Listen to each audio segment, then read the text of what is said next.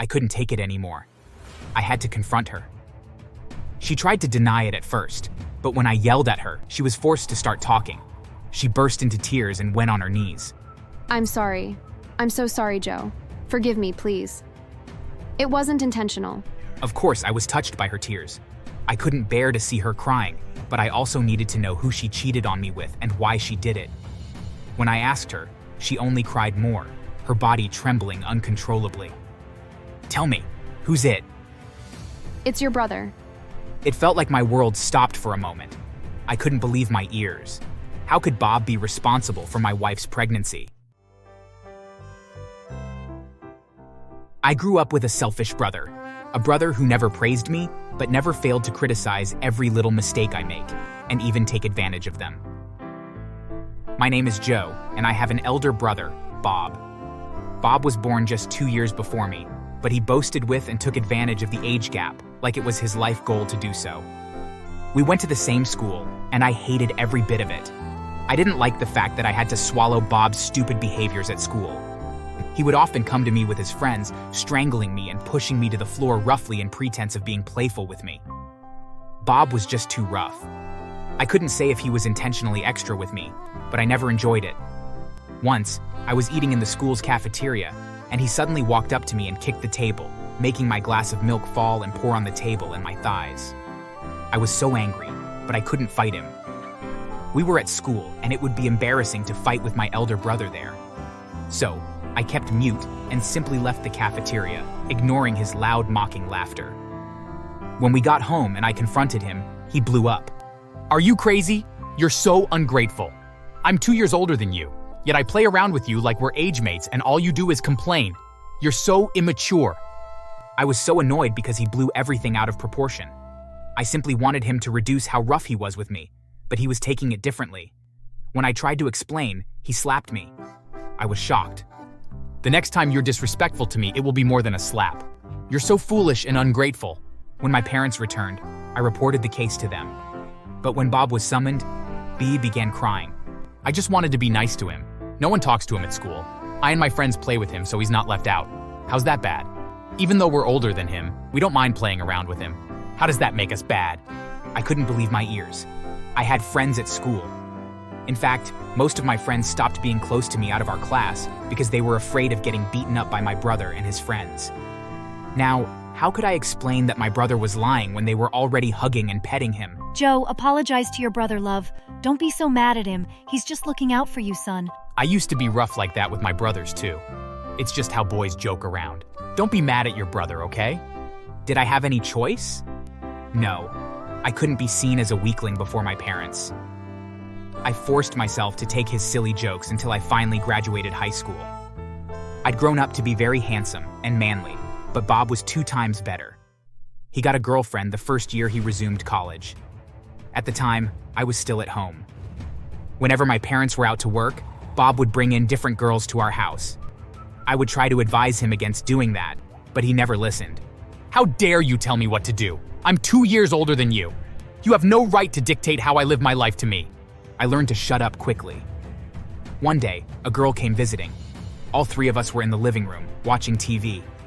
I didn't say a word or do anything except watching the TV. Shockingly, we heard the sound of my mom's car, and we all froze. My parents had gone out in my mom's car, and they'd returned. As if planned, Bob quickly got off the couch with the girl, and they rushed to me. He pushed her on me and stood in front of us, speaking to me like I committed an offense. And when my parents came in to meet the sight, I saw how their faces fell. They seemed to misunderstand what was happening, just as Bob wanted. You're bringing girls home now, Joe? I'm so disappointed in you. At that moment, seeing my mom's face crushed me. She was even more disappointed. I feel so embarrassed. Mom, Bob's lying. I didn't bring her home. I don't even know her. I swear to you, Mom. Believe me, please. Are you calling me a liar? You both were sleeping on the couch and I told you up to get dressed properly. What have I done wrong this time? After my mom left, I felt so bad. I quickly stood up and ran to my room where I didn't hesitate to cry as much as possible. Later on, I explained to my parents, and they realized that Bob had lied. However, I begged them not to talk about it to him, and they didn't. In his third year in college, Bob began exhibiting even worse behaviors. He stopped returning home daily and only came on Saturdays. When my parents asked him, he lied that he was living with his friends. It was good for me because I didn't have to face his silly behaviors anymore. Soon, he added more. He would smoke at home whenever my parents were out and call me a weakling whenever I refused to join him. Once, our parents caught him smoking and drinking in the living room. I'd expected them to lash at him or something, but they didn't. They only asked him to be careful and eat healthy food. I was quite surprised, but I let it slide. He was old enough. Years later, we're finally grown men, and I'm married. My brother had gotten nearly completely out of control. He dropped out of college in his last year, left home to wherever. He suddenly came to my house one day. According to him, he was ready to turn a new leaf. I was impressed by how different he sounded, so I offered to help him. One time, about 2 weeks after, I had a fight with Bob. He'd come to visit me, yet he was trying to be all bossy, and that was annoying me.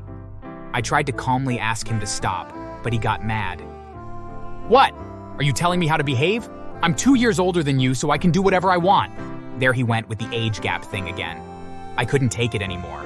Until when are you going to keep mentioning this? You're 2 years older than me, yes. Now act like it. We kept going back and forth until Bob left my house with pure anger. When my wife returned home from work, we also got into a small fight. I'd gone to bed that night with a hurt heart.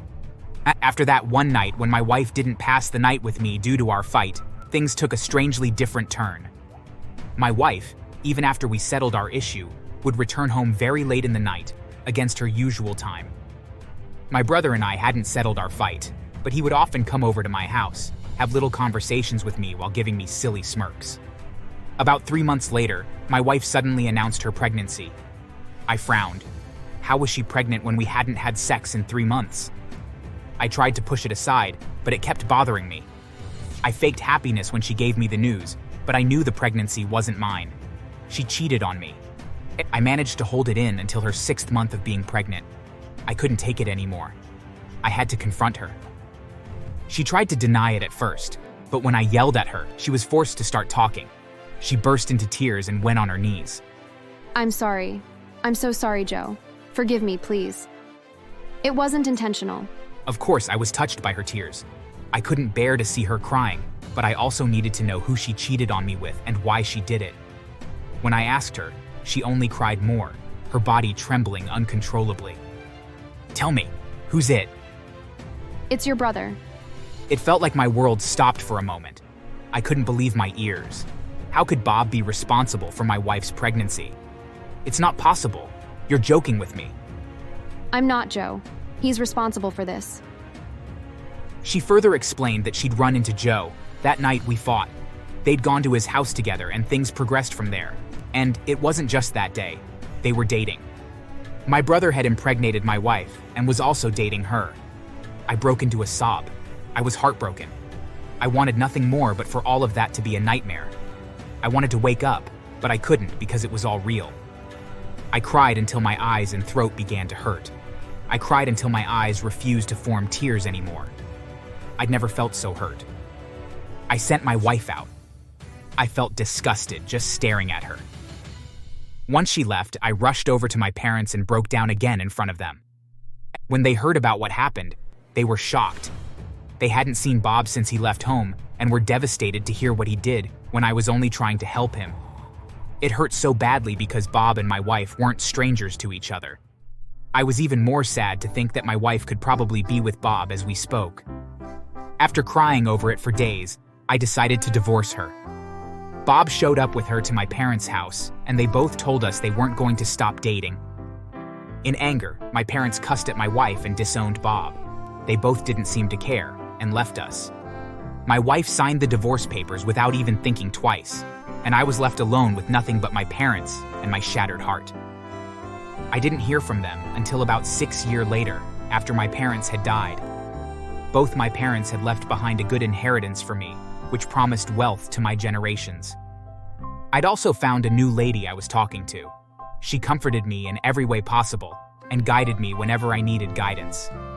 One day, we were both going out when I suddenly saw Bob and my ex-wife standing outside my gate. I stopped my car and stepped out. They immediately rushed to me and went on their knees. Help us, Joe. Please, forgive us and help. Apparently, both Bob and my ex-wife had been diagnosed with cancer. Bob lost his job a month ago, while my ex-wife had stopped hers 6 months before, after the doctor warned her against doing anything stressful. They were both living from hand to mouth and couldn't afford their surgery. They were begging for my help. I burst into laughter. After what you both did to me, I'm very surprised to see you in this condition. Joe, please. We're going to die if you don't help us, please. Our son was born paralyzed. No one is going to help him if we don't. Please, Joe. Karma had truly dealt with them. I smiled happily. I have no help to render to you both. Not now, not ever. You both didn't care about my feelings when you hurt me, so I don't care about your paralyzed child when you die. I'll make sure to attend your funerals, though, dressed in red. Oh, that's if anyone would be kind enough to give you both proper burials. I walked back to my car, ignoring their cries and pleas. They deserved it, and more. Not in a million years would I help them. Never. 6 months later, I heard rumors that Joe had died and was buried, while his wife was in critical condition at the hospital. As for their paralyzed child, he was given up for adoption since their illness had become so serious. As for me, well, I later got married to Jennifer, and she is pregnant. I'm so happy. Thanks for watching. Make sure to subscribe and leave a comment down below saying I subscribed, and we will try our best to reply to your comment.